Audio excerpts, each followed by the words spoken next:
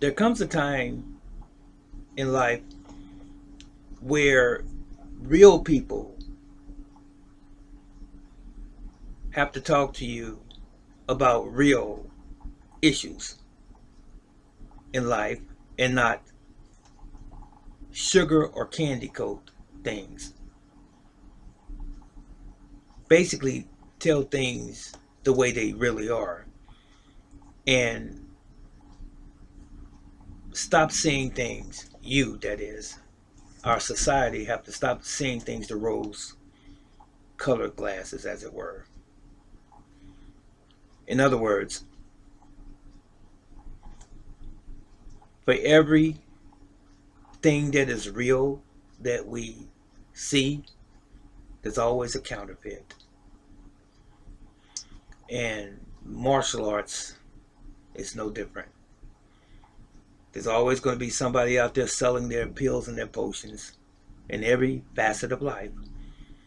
So, this video is about self defense. Do you know what practical is?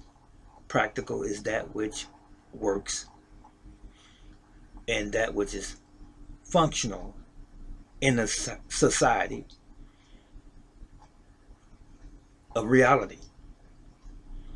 I've been seeing for years, and even in more recent months, a whole lot of flashy techniques being demonstrated on YouTube and on the internet of a lot of guys that are mainly Asian guys, some Americans, but for the most part Asians, and you hear the music in the background, and these guys are doing a lot of primarily like Muay Thai, Wing Chun kind of stuff. It's all cute, it's fancy, it's pretty, but most of it is garbage. It looks good on screen, it looks good in a video, it garners a lot of views on the platforms.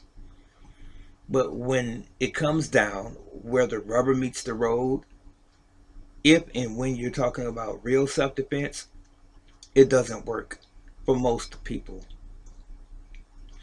Self defense should be predicated or based on the individual. You see these guys doing these fast, complicated, fancy techniques, but they're not considering everyone. Who are these techniques for? The athletic?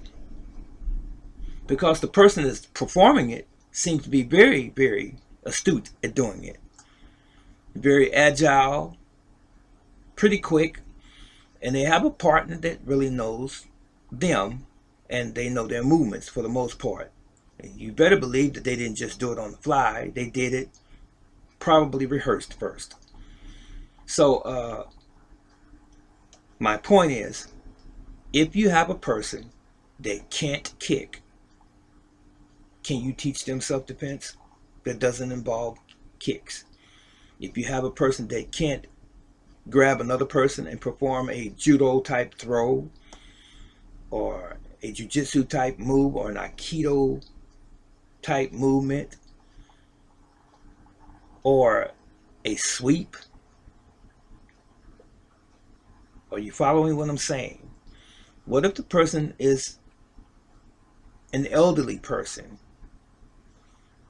What you're seeing on YouTube most of the time is for somebody who's very, very conditioned as an athlete.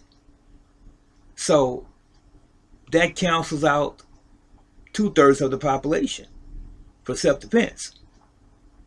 So, case in point, I have an arthritic hip. I have a cane. But let me tell you, I've got over 50 years of martial arts training and military.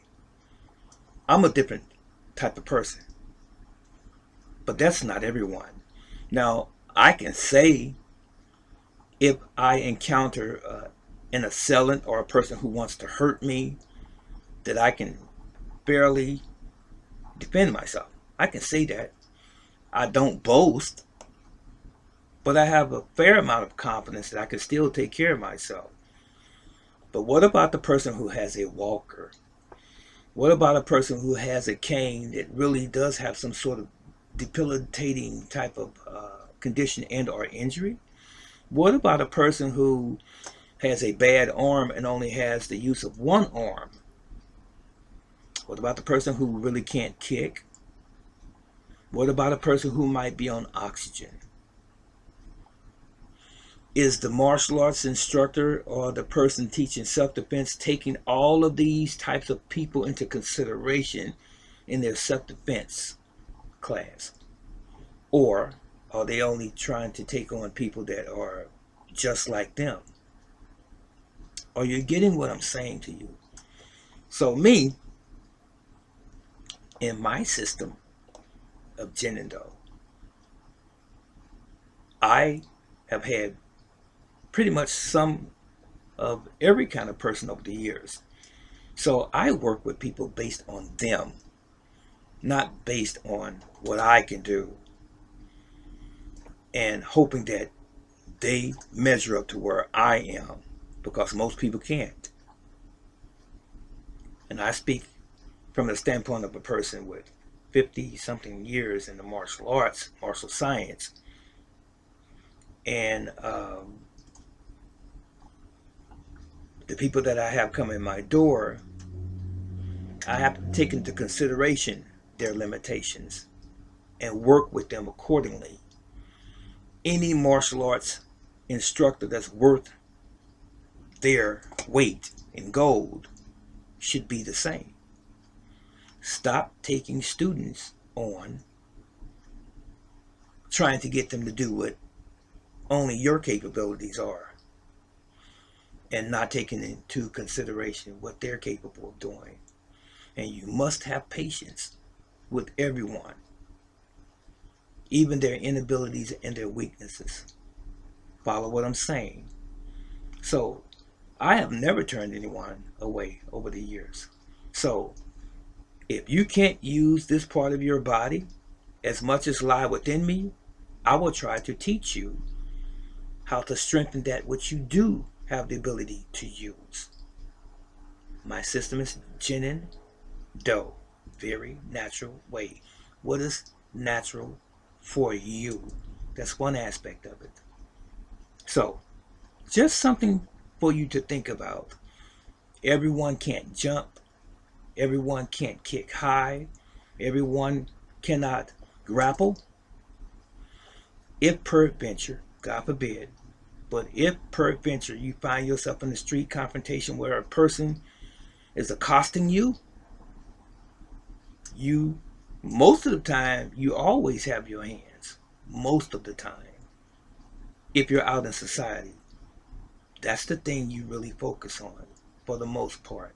And then you focus on teaching people vital parts of the human body. And if you know and have trained in pressure points, in a real self-defense situation, those are the things that really matter.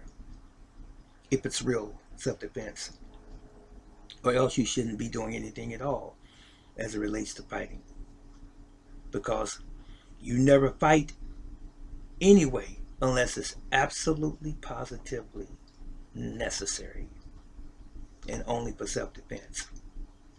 Not because someone called you a name, not because you don't like someone. It's the art of fighting without fighting at the end of the day. Think on these things. This is Grandmaster Stroud, affectionately known as Brother Teacher.